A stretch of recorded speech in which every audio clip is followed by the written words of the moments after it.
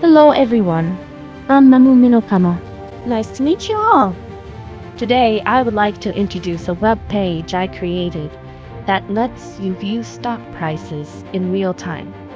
This page deals with Japan's Nikkei stock average, which is composed of 225 different stocks. By the way, regardless of whether you are interested in Japanese stocks, there might be real-time tools provided by securities companies in your country. So please try looking for them. Also, later in the video, I will be introducing a web page where you can view order book information and tick-by-tick price movements in your browser. So please stay tuned until the end. Now then, shall we get started? Hello, I'm here to study again today. Looking forward to learning with you. Oh, hello, Mr. Ovaki. Let's learn together.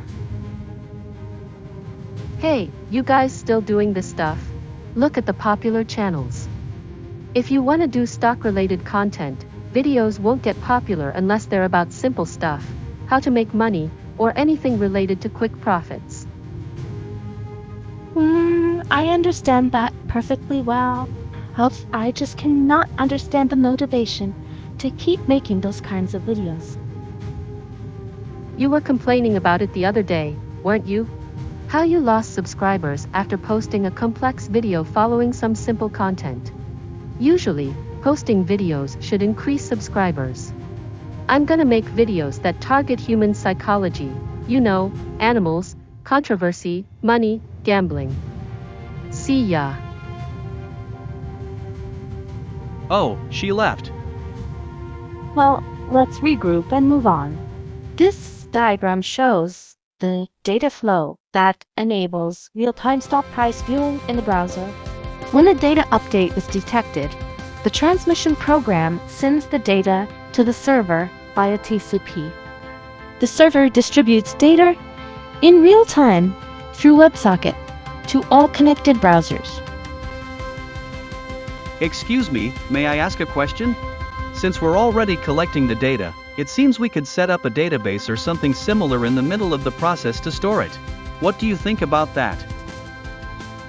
Yes, that's possible. We could even distribute it to donor containers. Hey, don't try sneaking in a swimsuit during all this tech talk. Oh, Miss Seki, I did not notice you were here. Please make yourself comfortable. This is the system architecture diagram, which might be easier to understand than the previous one.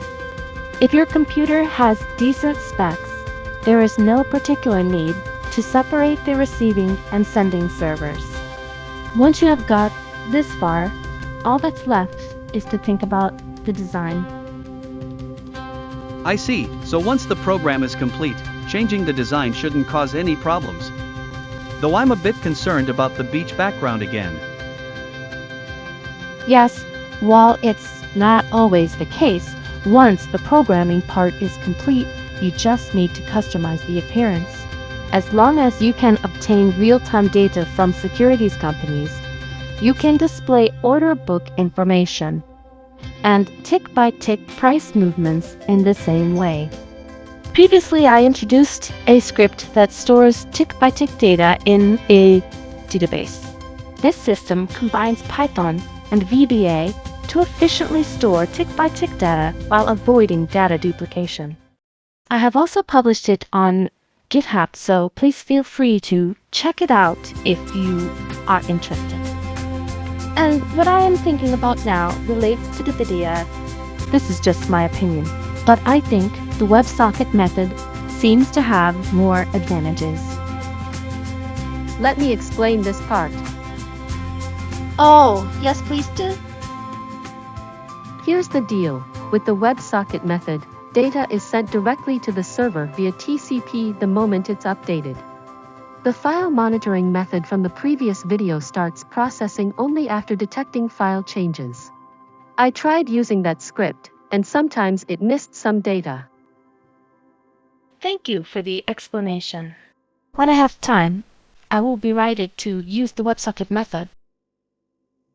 That was a very clear explanation. As expected from you. It really was. Let's ask for more explanations. By the way, this is a bit off topic, but recently, for the first time, I received feedback from an expert suggesting improvements to another GitHub project, and I implemented those changes. It was my first experience using GitHub's specific commands to replace my code with the contributor's proposed version. Ah, so that's how projects get improved and become better. Yes, exactly. All about this screen. The right side shows the receiving server status, and the left side is the transmitting client. Right now, users can only view the stocks I have predetermined in their browsers, but I am thinking of creating a script that lets users select their own stocks. This system is super useful too, so please feel free to try it out. Well then everyone, let's meet again. Goodbye.